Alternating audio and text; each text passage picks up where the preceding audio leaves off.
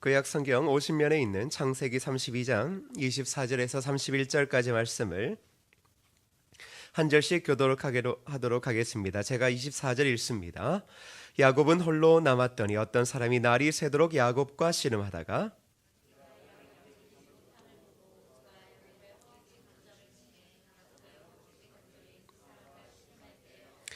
그가 이르되 날이 새려하니 나로 가게 하라. 야곱이 이르되 당신이 내게 축복하지 아니하면 가게 하지 아니하겠나이다.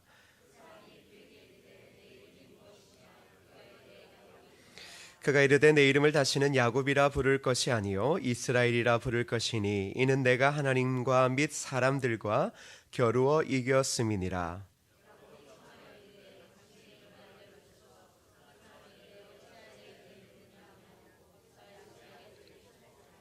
그러므로 야곱이 그곳 이름을 브니엘이라 하였으니 그가 이르기를 내가 하나님과 대면하여 보았으나 내 생명이 보존되었다 함이더라.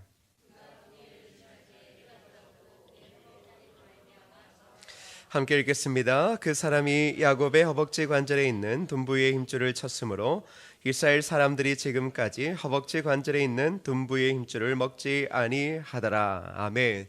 한번 인사하겠습니다. 믿음대로 됩니다. 말하는 대로 됩니다. 기도하는 대로 됩니다. 여러분, 박지성 선수가 어린 시절 만약 축구로 성공하지 못했다면 그는 통닭집 사장이 되었을 것이다 라고 그렇게 말했습니다. 어린 시절 박지성 선수 집 옆에 통닭집이 있었는데 항상 오후 서너 시에 문을 열었습니다. 그는 통닭집을 하게 되면 오전엔 축구를 하고 오후에는 일할 수 있는 통닭집 사장이 되고 싶었던 것입니다. 그때 박지성 선수의 머릿속에는 오로지 축구에 대한 생각뿐이었다라고 이야기를 합니다.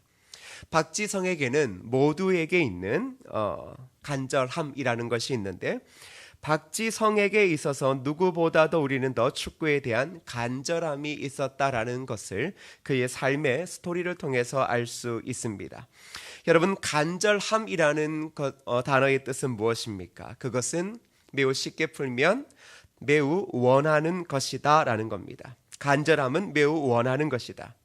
사람에게는 상상 못할 능력들이 있다라고 그렇게 이야기를 하죠.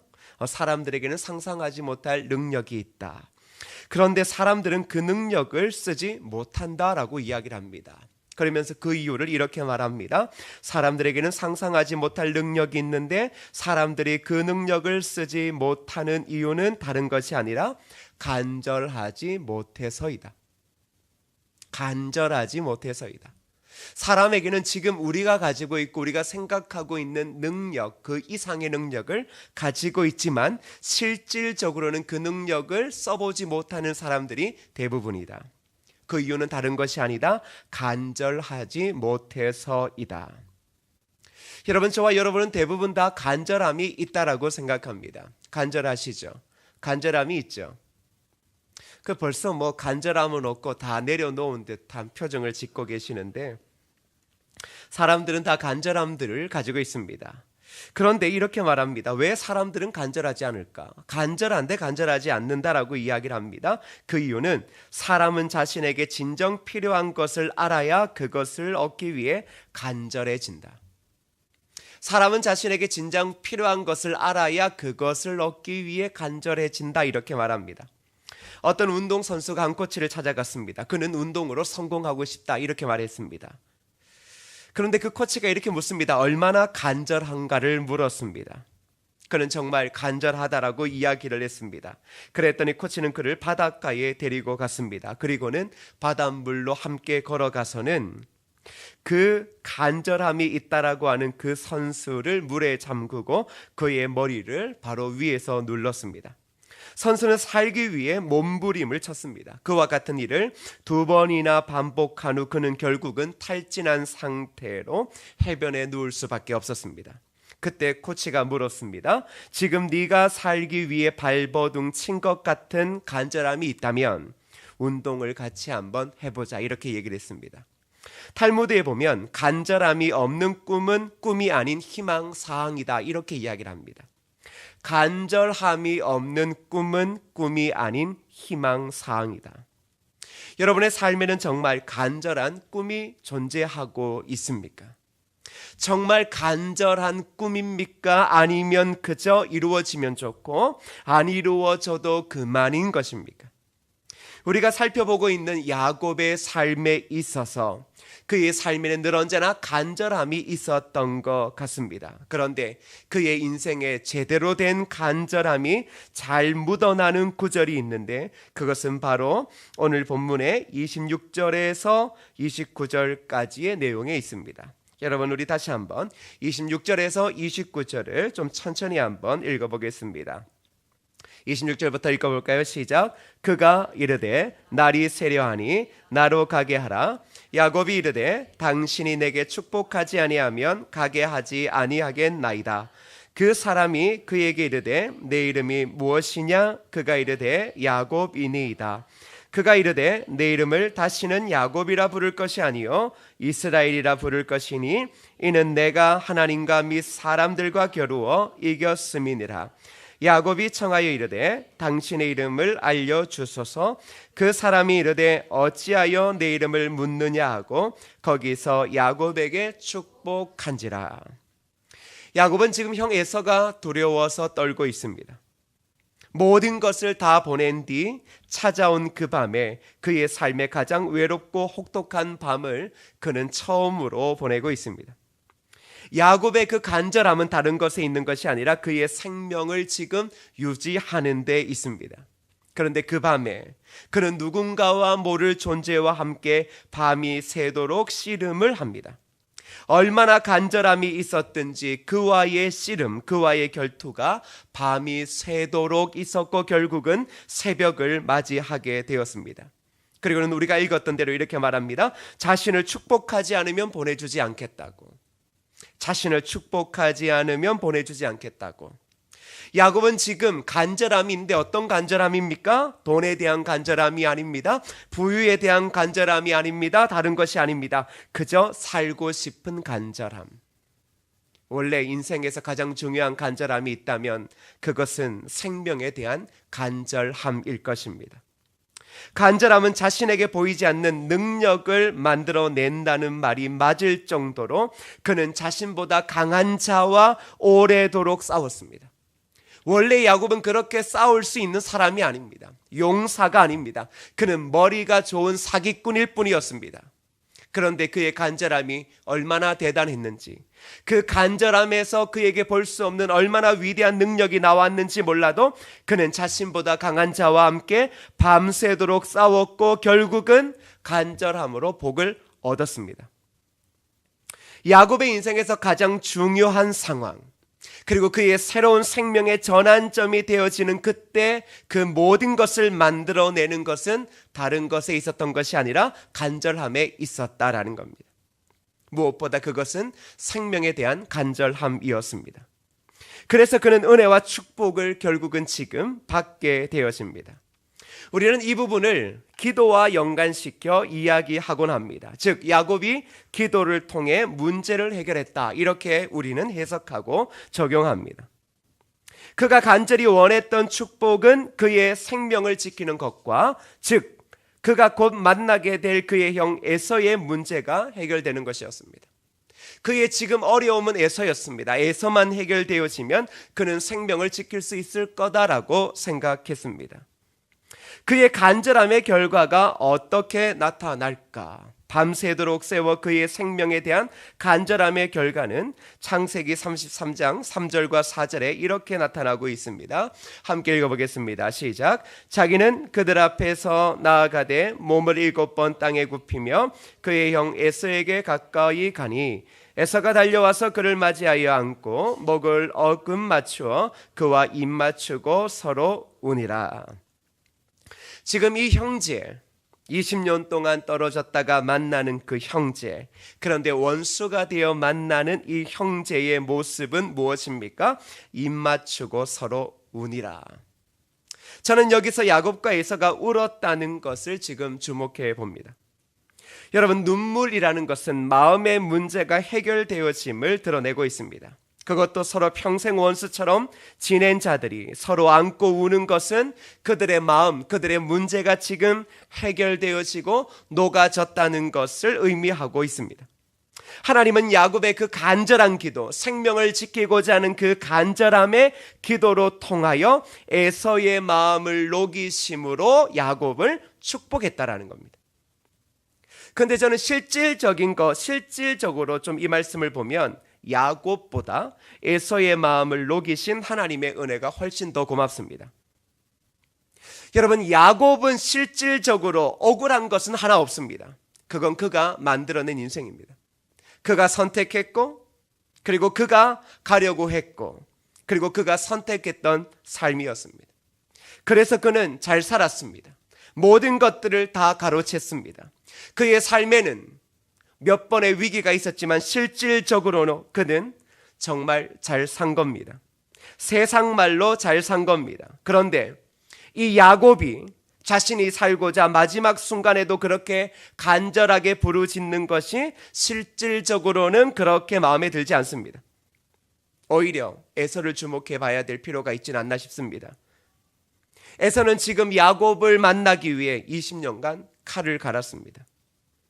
끊임없이 솟아나는 분노와 억울함이 그의 중요한 인생, 그의 젊은 날의 인생 20년을 그렇게 보내게 했습니다. 그리고 그의 잘못된 간절함, 이 야곱에 대한 복수의 칼을 이제 한번 제대로 펼칠 그때를 맞이했습니다. 그런데 하나님께서 어떻게 하십니까? 에서의 마음을 녹이신 겁니다. 야곱이 억울한 게 아닙니다. 에서가 억울한 겁니다. 그렇지 않습니까? 우리는 매일 야곱이 억울하다라고 합니다. 야곱은 억울한 거 없습니다. 인간적인 걸 봐도 안 된 사람은 에서입니다. 원래 그런 것 같습니다. 첫째는 모든 것들을 다 줍니다. 원래 첫째 아들이 사악한 아들 못 봤습니다. 웬만한 집 아니면. 그런데 둘째는 첫째보다 좀 낫습니다. 살기 위해 잔머리가 그냥 발달하는 것 같습니다. 그런데 야곱은 좀 발달한 게 아닙니다. 진짜 지밖에 모릅니다. 형을 가지고 놀았습니다. 우리가 가끔은 에서가 왜 그 중요한 것을 잃어버렸냐? 착해서 그런 것 아닙니까? 실질적으로 보면. 그런데 우리는 이렇게 해석하죠. 뭐라고요? 어떻게 하나님이 주시는 장자권을 소홀히 했는가? 아니, 죽게 되어졌는데 지금. 그깟 장자권이 그렇게 소중하겠습니까? 우리가 지금 에서 입장이 안 되니까 자꾸 에서 욕하는 겁니다. 그리고 자꾸 야곱 두둔하는 겁니다. 엄마들이 그렇습니다. 장자를 잘 두둔하지 않습니다. 꼭 보면 둘째를 두둔합니다. 에서의 젊은 날, 가장 소중할 때 그 20년을 어떻게 보냅니까? 마음에 분노를 가지고 보냅니다. 그거 누가 그렇게 만든 겁니까? 야곱 아닙니까? 이제 마지막 그의 소원은 이 야곱과 끝장내고 자기도 죽든지 살든지 무엇인가 결정을 내고 싶었을 겁니다. 그런데 하나님께서 누구의 마음을 녹이십니까? 야곱의 마음을 녹이시는 게 아니라 에서의 마음을 녹이셨습니다. 에서는 야곱을 용서할 수 없었을 겁니다. 그런데 하나님께서 그 마음을 만지시니 바로 그의 동생 야곱 평생 그 억울함에 묻혀 살았던 그 야곱의 얼굴을 보는 순간 그저 눈물밖에 흐를 수 없었습니다. 그 눈물 속에 20년 동안 살아왔던 그의 삶, 그의 아픔, 사람답지 않은 그의 모습을 결국은 에서 스스로가 그 야곱을 만나는 순간 보게 되었을 겁니다. 에서는 참 불쌍했습니다. 무엇인가에 갇혀 살아가는 것, 복수에 갇혀 살아가는 인생, 그거 참 불쌍한 겁니다. 저와 여러분의 모습도 때로는 그럴 때가 있습니다. 무엇인가에 갇혀 살아가면 우리의 본 모습, 인간의 본 모습, 그리스도인의 본 모습을 잊어버리고 우리는 에서처럼 그렇게 무엇인가 분노하며 자신을 잊어버리고 생명의 가치를 잃어버리고 사명을 잃어버리고 그렇게 살아갑니다. 그런데 하나님께서 그런 에서의 마음을 녹이셨습니다. 에서의 마음은 녹일 수 없을 거라 생각했습니다. 그래서 야곱이 두려웠던 겁니다. 20년 동안 자신 때문에 어떻게 살아왔을 거라는 것을 뻔히 아는 야곱은 그래서 자신보다 강한 상대와 밤이 새도록 싸우면서 결국은 자신의 생명을 구걸했던 겁니다. 그런데 그 간절함에 씨름 이후에 하나님께서 에서의 마음을 녹이셨습니다. 그리고 그의 행동을 한번 보십시오. 창세기 33장 9절에서 12절까지를 함께 읽어보겠습니다. 읽어볼까요? 시작. 에서가 이르되 내 동생아 내게 있는 것이 족하니 내 소유는 내게 두라. 야곱이 이르되 그렇지 아니하니이다. 내가 형님의 눈앞에서 은혜를 입어 싸우면 청하건대 내 손에서 이 예물을 받으소서. 내가 형님의 얼굴을 배운즉 하나님의 얼굴을 본 것 같사오며 형님도 나를 기뻐하심이니이다. 하나님이 내게 은혜를 베푸셨고 내 소유도 족하오니 청하건대 내가 형님께 드리는 예물을 받으소서 하고 그에게 강건함에 받으니라. 에서가 이르되 우리가 떠나자 내가 너와 동행하리라. 여러분, 누가 더 대단한 사람처럼 보입니까? 야곱이요? 저는 에서가 야곱보다 훨씬 더 대단한 사람처럼 보입니다. 그의 소유를 탐하지 않습니다. 야곱은 그의 장인의 것까지 탐했던 사람입니다. 그걸 탐하고 그것을 빼앗기 위해서 그는 엄청나게 머리를 썼습니다. 그런데 우리가 어떻게 생각합니까? 하물며 그것조차도 그의 지혜라고 생각합니다. 우리가 참 마음이 그렇습니다. 사기꾼에게도 그렇게 좋게 생각하는 마음들이 있습니다. 그런데 지금 에서는 뭐라고 이야기를 합니까? 야곱의 소유에 대해 탐을 내지 않더라는 겁니다. 오히려 그는 자신의 동생과 함께 동행하는 기쁨을 누리고 있습니다. 어쩌면 야곱이 에서에게 병 주고 약을 주는 것처럼 보일 수 있습니다.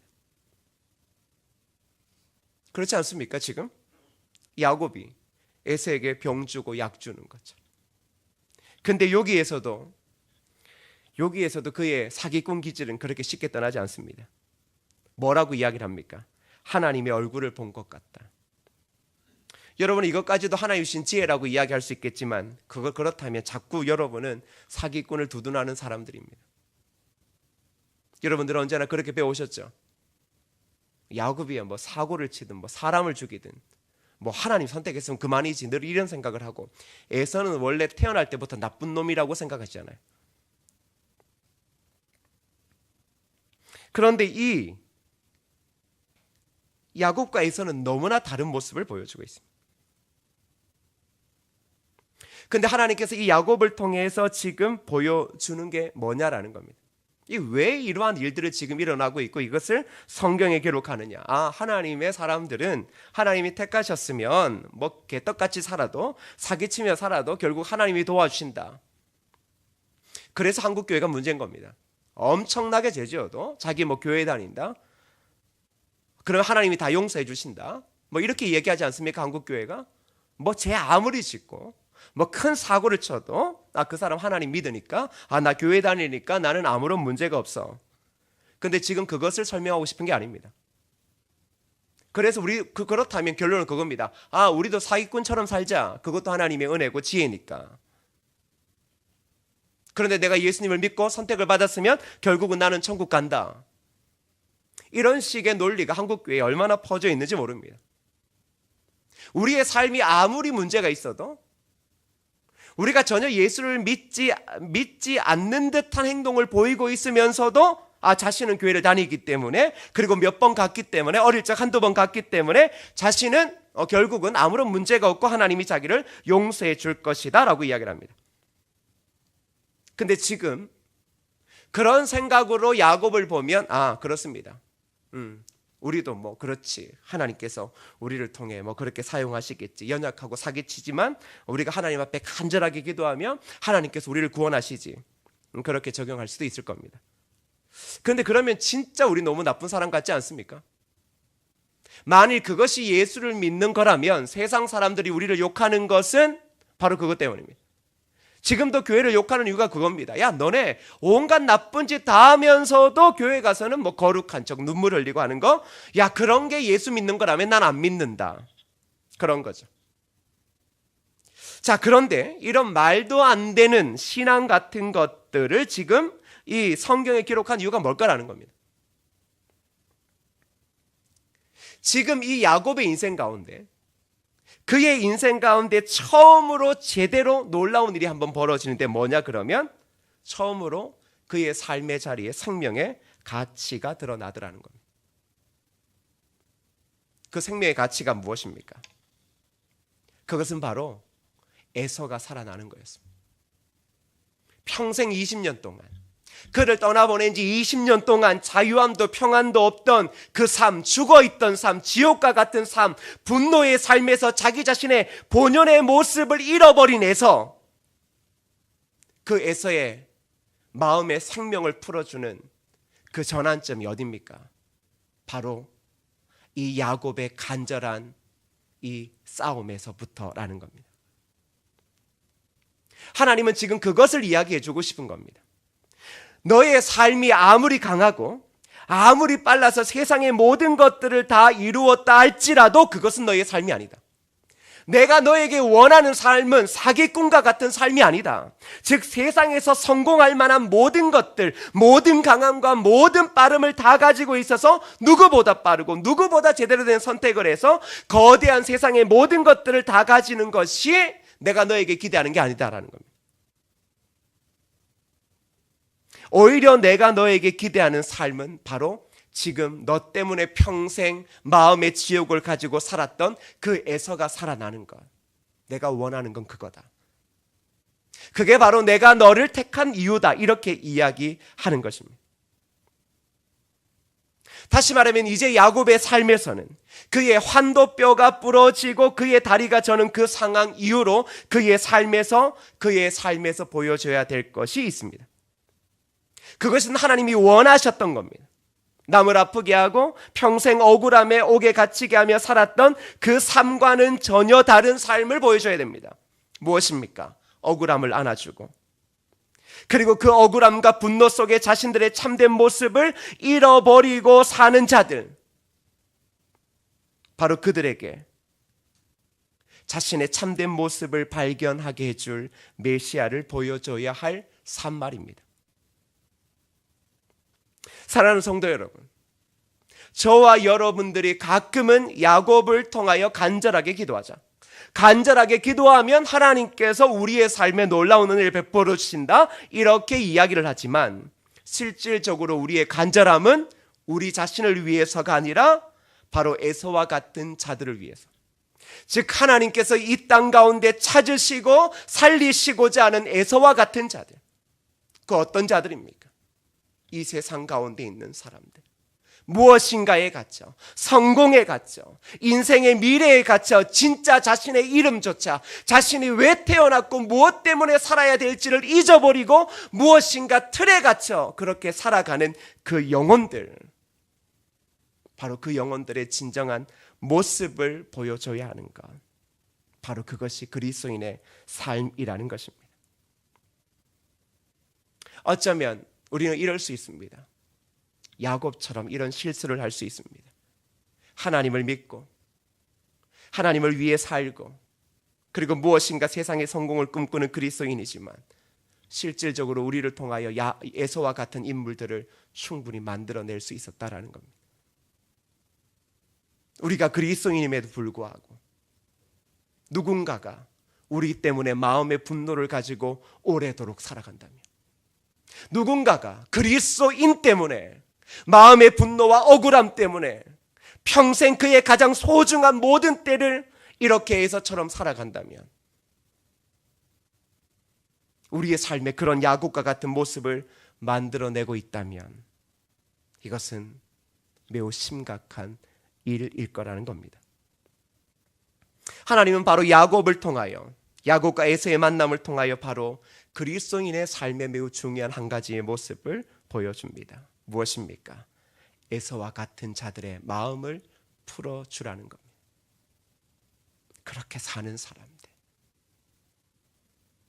자신의 이름도 잊어버리고 젊은 날에는 무엇인가 열정으로 도전하고 시대에 도전하고 그렇게 새로운 무엇인가 희망이 올 거라고 하지만 실질적으로 그러한 시간이 1년, 2년, 5년, 10년, 20년을 지나면 어느 순간에 자신이 꿈꾸었던 성공도 없고 자신의 이름도 없고 어딘가 외진 곳에서 작은 쪽방에서 그저 하루하루를 살아가며 삶이 무슨 의미인가?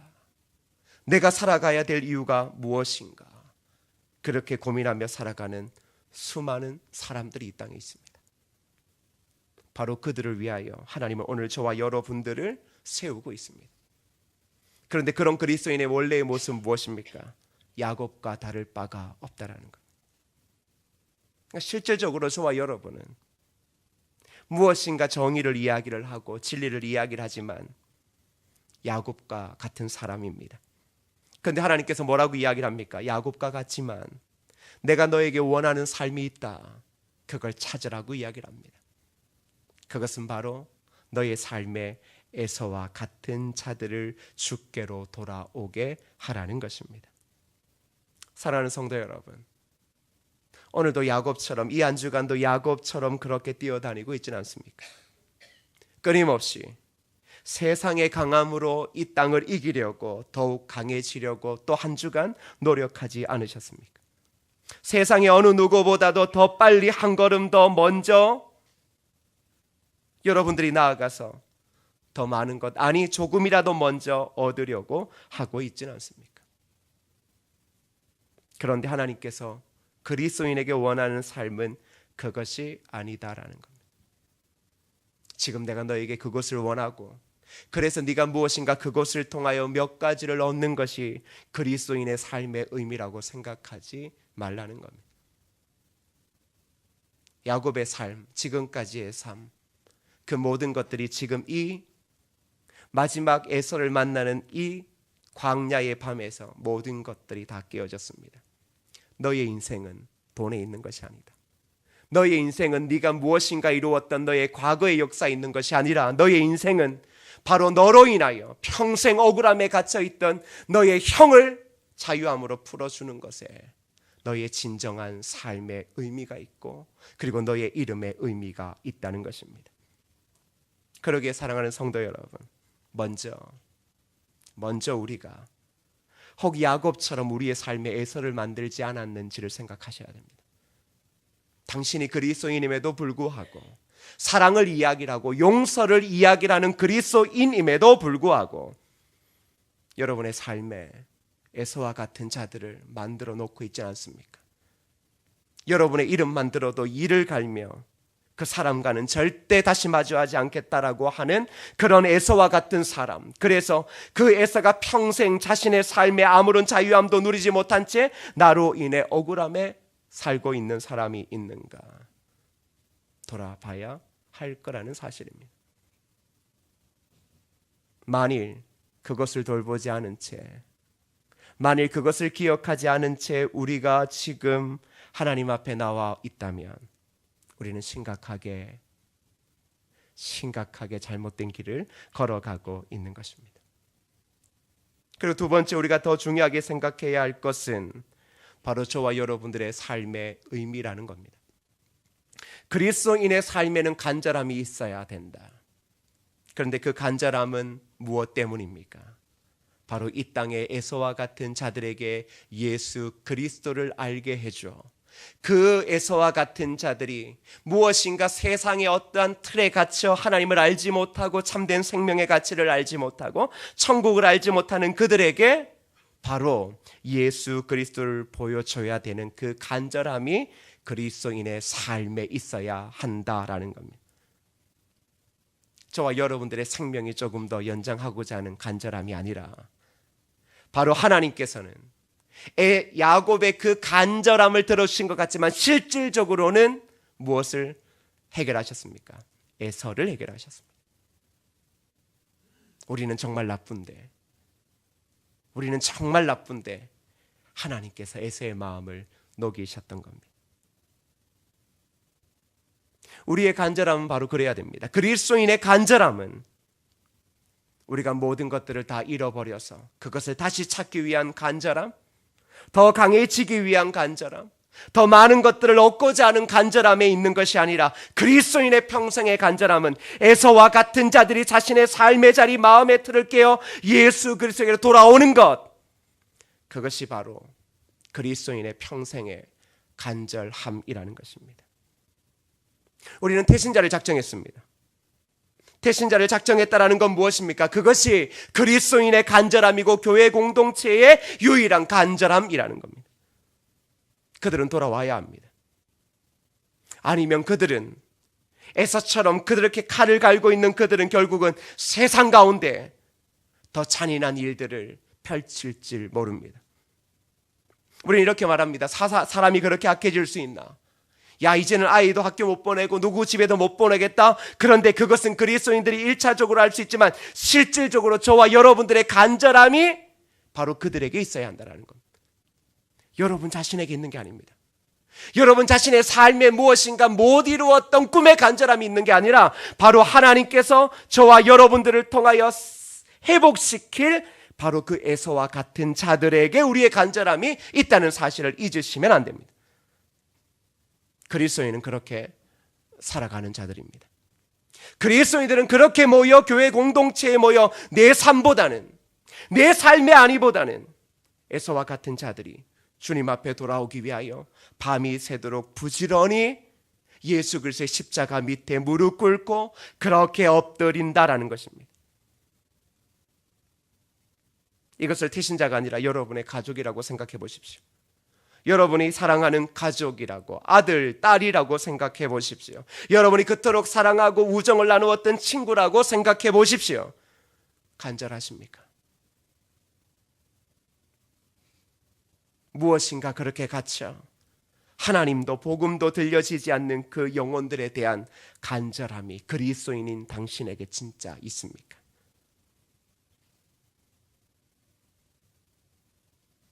야곱의 간절함이 오늘 저와 여러분에게는 매우 필요합니다. 왜냐 그러면 에서와 같은 자들이 이제는 너무나 눈에 많이 띄기 때문입니다. 옛날에는 누군가가 도와주고 위로해주고 이웃 사촌이라 그래서 무엇인가 함께 나누어 먹고 위기를 극복하지만 실질적으로 지금은 우리가 생각하기에도 끔찍한 일들이 점점점 일어나고 있습니다. 이 땅의 가장 귀한 가치는 돈의 가치가 아닙니다. 이 땅의 가장 귀한 가치는 생명의 가치입니다. 우리가 편리해지기 위하여 실용적인 것 때문에 참 많은 것들을 우리의 몸에 맞게 하지만 원래 인위적인 것이 가장 악한 것이다라는 사실을 여러분은 알아야 합니다. 그래서 하나님은 가장 소중한 것들을 우리의 삶에 너무나 당연하게 주신 것 같습니다. 그런데 아무 가치 없는 것들은 그죠? 아무 가치 없고 아무런 중요함이 없음에도 불구하고 오히려 사람들은 그런 것들에 더 집중하며 살아가고 있습니다. 실질적으로 공기가 훨씬 중요합니다. 그런데 저와 여러분은 다이아몬드가 훨씬 중요하다고 생각합니다. 그러나 공기가 없으면 그 다이아몬드도 여러분이 가지고 있는 지폐 조가리도 정말 아무런 의미가 없습니다. 우리의 삶이라는 것은, 그리스도인의 삶이라는 것은, 그리스도께서 오늘날 이 한국교회에게 바라시는 것은 너희가 경제적으로 어려우니까 교회가 열심히 기도하고 너희가 다 교회에 모여 기도해서 너희의 삶의 경제적인 부흥이 다시금 회복되기를 위해 기도하라. 그렇게 이야기를 하시면 좋겠지만 하나님은 그렇게 이야기하시질 않습니다.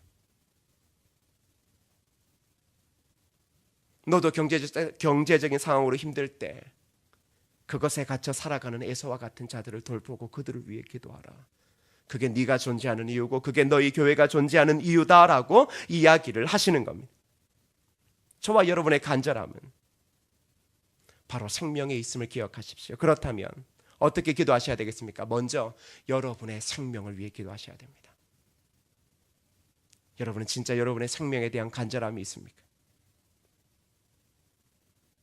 에서처럼 이 세상의 경제적인 틀, 자본주의에 있는 그 틀 속에 갇히어서 무엇인가 사람의 눈을 의식하며 사람의 인식을 의식하며 살아가는 그 삶 말고 그 모든 곳에서 자유로워진 여러분의 이름대로 하나님이 보내신 여러분의 생명의 가치대로 살아가고자 하는 그 생명에 대한 여러분 자신에 대한 간절함이 있느냐라는 겁니다. 먼저 그 간절함을 회복하셔야 됩니다.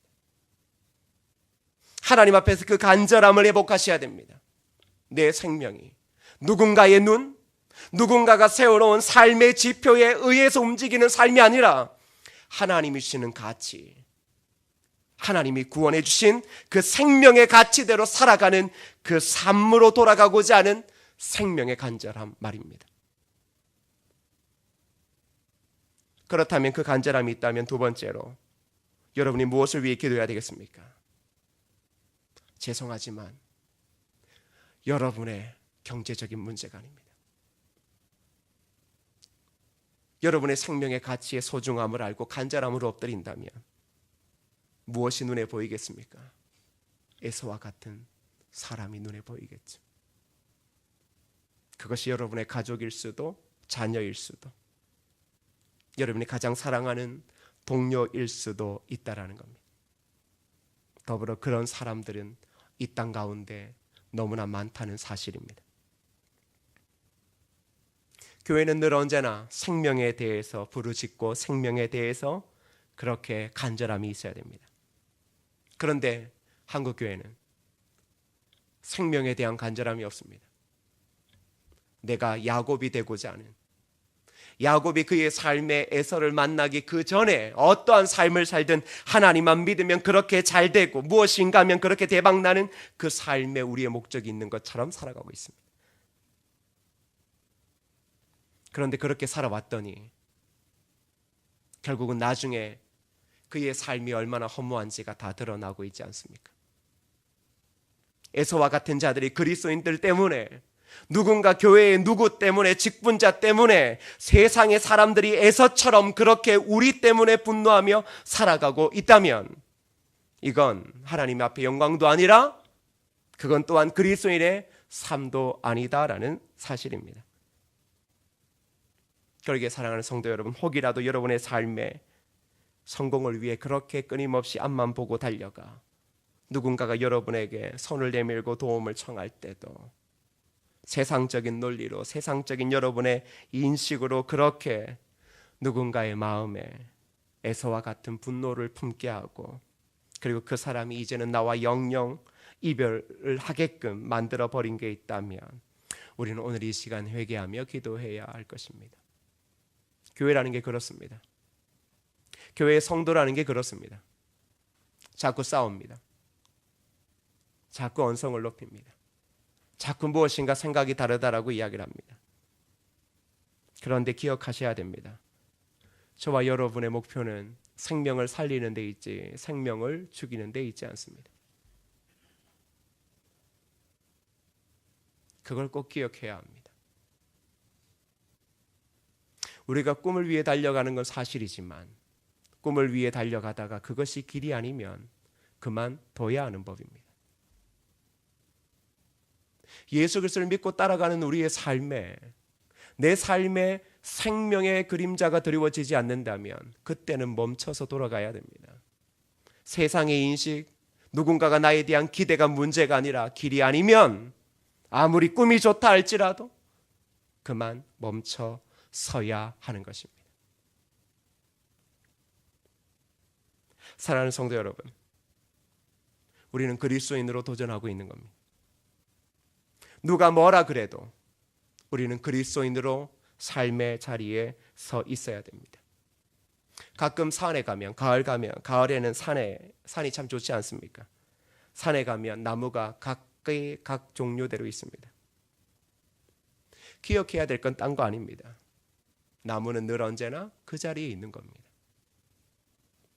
거기서 더 커지려고 뭘 하는 게 아니라 그 자리에 있습니다. 그 자리에 있다면 그 자리에서 영향을 발휘하더라는 겁니다. 누군가 알아주지 않더라도 한 나무 한 나무가 있기에 그것은 울창한 숲이 되어지고 아름다운 것이 되어집니다. 아무리 산이 높고 깊어도 거기에 우리가 생각하는 거대한 나무만 딱 한 그루 있다면 그것을 어느 누구도 산이라 부르지 않고, 그리고 그 나무가 대단하다고도 이야기하지 않을 겁니다. 지금 저와 여러분은 지금 뭘 하려고 그러냐 그러면, 예수를 믿어도 그 산에서 주목받는 큰 나무가 되려고 하는 게 문제입니다.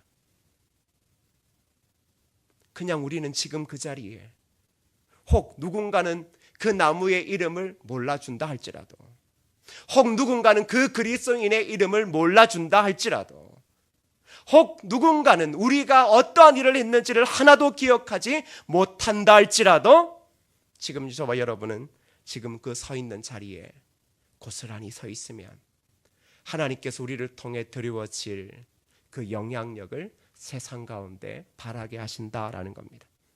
그것은 바로 다른 것 아닙니다. 생명입니다. 사람들에게 생명을 주는 것.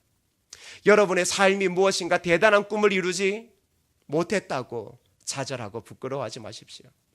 오늘 여러분을 통해, 여러분의 가정을 통해, 하나님의 교회를 통해 한 생명이 주님 앞에 돌아오고, 그 생명의 마음이 점점점 주님 앞에 열려져 결국은 눈물을 흘리며 주님과 동행하는 삶을 살고자 한다면, 당신은 당신 인생의 가장 아름다운 그리스도인의 삶을 살고 있는 것이고, 하나님은 바로 그런 당신을 통해 이 나라와 온 세상에 참된 부흥을 허락해 주실 거라는 겁니다.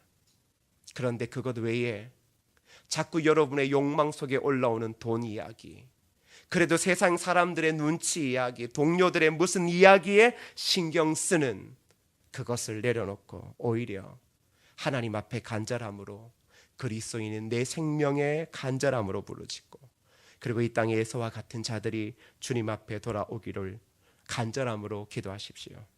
그럴 때 비록 이 땅은 순간 우리가 그렇게 한다라고 해서 아무것 안 변할 것처럼 보여도 결국 생명은 그렇게 시작되어지는 것이고, 그리고 그리스도의 그 복음의 생명은 아무리 연약하고 아무리 부족해도 결국은 이름 없는 그리스도인들을 통하여 지금 이 인류의 역사 가운데 지금도 수많은 영혼들을 주님 앞에 돌아오게 하고, 에서와 같은 인생을 살았던 자들이 참된 그리스도인으로서 바로 또 다른 생명을 살리는 삶을 살고 있다는 사실을 꼭 기억하시며, 오늘 이 밤에도 기도하실 때 여러분, 성령의 새바람 먼저 나에게 불어주시고, 그 성령의 새바람이 우리의 가정과 우리의 삶의 모든 자리와 그리고 이 땅에 에서처럼 살아가는 수많은 영혼들에게 성령의 새바람이 불게 하셔서 바로 그 영혼들이 살고, 그리고 진정으로 우리의 삶에 부흥이 임하는 은혜가 있게 하여 달라고 그렇게 기도하시면 좋겠습니다. 그래서 오늘 이 시간 찬양하고 기도하실 때는요, 찬양 부르 기도하실 때는 먼저 여러분의 생명의 간절함을 위해 기도하십시오. 그러니까 오래 사는 것 아닙니다. 여러분 그리스도인입니다. 살아야죠. 먹고 사는 것 말고요, 그리스도인으로 살아가는 거예요. 근데 지금 힘들어하는 이유가 뭐냐 그러면, 그리스도인으로 살아가는 것이 문제가 아니라 지금 세상에서 내가 살아가야 하는 게 더 우선시다라고 생각하기 때문입니다. 근데 여러분, 그리스도인으로 하나님 앞에 엎드리십시오. 그리스도인으로 내가 살 수 있도록, 그리스도인의 생명을 찾을 수 있는 그 간절함의 기도를 드릴 수 있도록 기도하시고, 그리고 두 번째, 우리의 간절함은 우리의 가족과 자녀 그리고 에서와 같은 사람들에게 있습니다. 여러분이 작정한 태신자들을 위해서도 함께 기도하십시오. 복음이 들어가지 않는다, 불쾌하시죠? 갇혀 살고 있는 거예요. 복음이 들어오지 않을 정도로 이 나라에 대한 원망, 정치인들에 대한 원망, 대기업에 대한 원망, 그 원망 가운데서 벗어나지도 못한 채, 그러면서도 또 돈이 없으면 못 살지라고 하면서 끊임없이 돌고 해결되지 않는 그 문제 속에 살아가고 있는 수많은 사람들이 있습니다. 그런데 그렇게 살다가 세상이 변하지도 않아요. 결국은 나중에는 원망하는 자로 살든지, 그 원망도 힘이 들어 다 떨어지면 폐인처럼 실패자처럼 고개를 숙이며 살든지, 세상 사람들은 별 선택이 없습니다. 그들은 원래 그렇게 살아가야 될 자들이 아닙니다. 그 영혼들 살려달라고 기도하셔야 됩니다. 에서와 같은 그러한 마음으로 살아가는 그 영혼들의 마음이 녹여지는 은혜를 허락하여 달라고, 그 간절함으로 여러분의 태신자를 위하여, 여러분의 가족을 위하여, 자녀를 위하여 기도하십시오. 그리고 마지막 기도하실 때는 다음 주부터 특세입니다. 특세를 통해 더욱 겸손해지게. 여러분, 주제가 무엇입니까? 낮아짐. 낮아지지 않으면 그리스도의 영광이 없다라는 거죠. 특세를 통해 더욱더 겸손해지고 은혜를 사모하는 공동체가 되게 하여 달라고. 그리고 마지막 때에 이 땅에 보실 시대적 부흥의 통로로 쓰임받아 세계 열방에 복음을 전하는 교회 되어지게 하여 달라고. 그리고 여러분들이 간절하게 마음에 답답해하고 있는 그 기도 제목, 그 마음을 내려놓고, 아니 기도 제목이 아니라 여러분의 마음을 솔직하게 고백하며 이 시간 성령의 새바람, 하나님 저에게 불어주옵소서. 하나님, 제가 진짜 그리스도인다움의 삶을 살아갈 수 있는 은혜, 그리하여서 내 삶의 자리마다 에서와 같은 사람을 만드는 것이 아니라 이 에서가 눈물을 흘리며 그 마음의 자유함을 얻게 만드는 그 삶을 내가 살게 하여 달라고. 그러한 마음으로 찬양하시고 함께 기도하시겠습니다. 이렇게 고백합시다. 성령의 새바람, 성령의 새바람 이 땅에 불어소서. 주의 영 그 생위로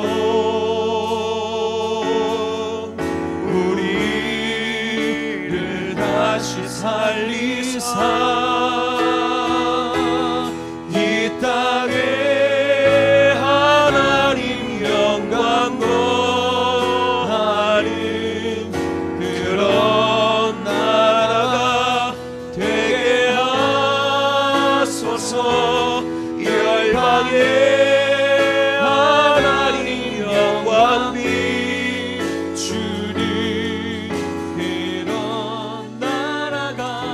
여러분 손에 가슴 얹으시고 성령의 바람